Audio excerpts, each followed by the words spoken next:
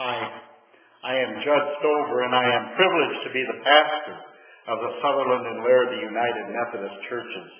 You can visit us online at www.slparish.com.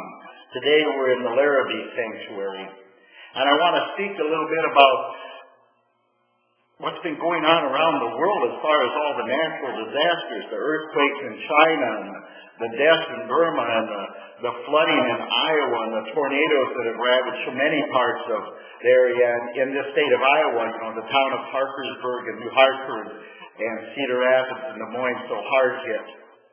And it comes a time when you kind of tap out on your resources of giving.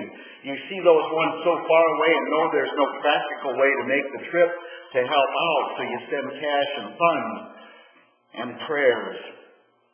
And locally, when it's closer to home, you dig deeper and you send the same funds and cash and whatever services you have available. Maybe you can even make a trip there.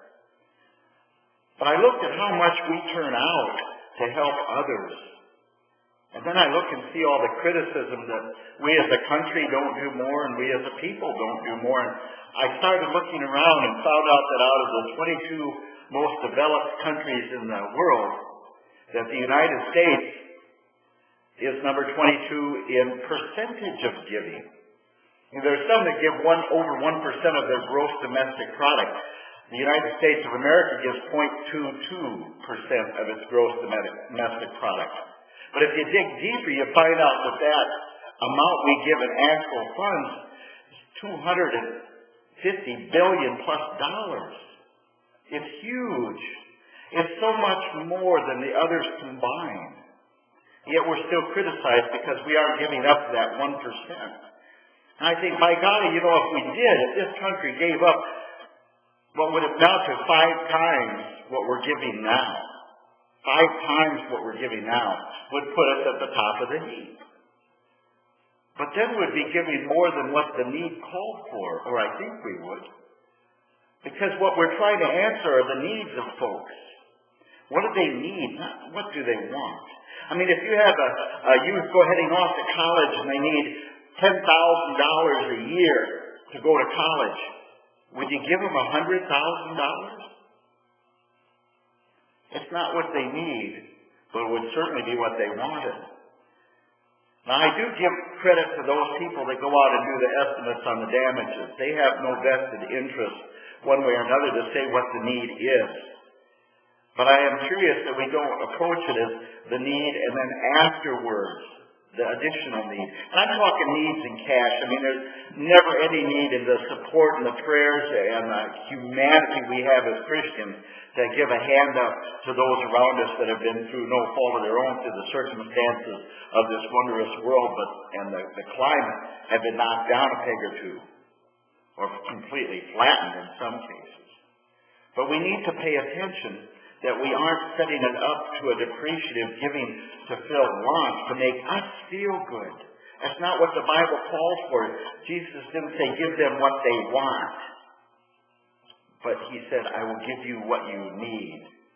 And in that regard, you look at the needs. And I think what we give as a country and as a people, because our private giving across this land through charities, Christian and non-Christian, almost equals what our government gives. It's huge. And to look at it as merely a percentage is to skew what it is doing. We need to look at the need, and if we would be giving more than the need, then we'd be depreciative in our giving. We'd be giving to satisfy our ends. We'd be giving more than what we have to give. Because once you've given it all, if another disaster strikes, if you've given merely to wants to fulfill everybody, to make everyone happy, we're cutting short the next disaster. And we can see this year it's been disaster after disaster, and it doesn't look like it's over yet. We need to look and address the need and forget about this bean counting and competitive play among nations as to who's given the most without any conditions. Most of the time we put conditions on what we give because we're sure of the product we have to offer.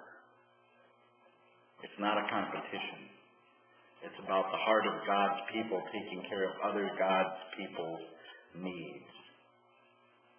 Shalom. God bless.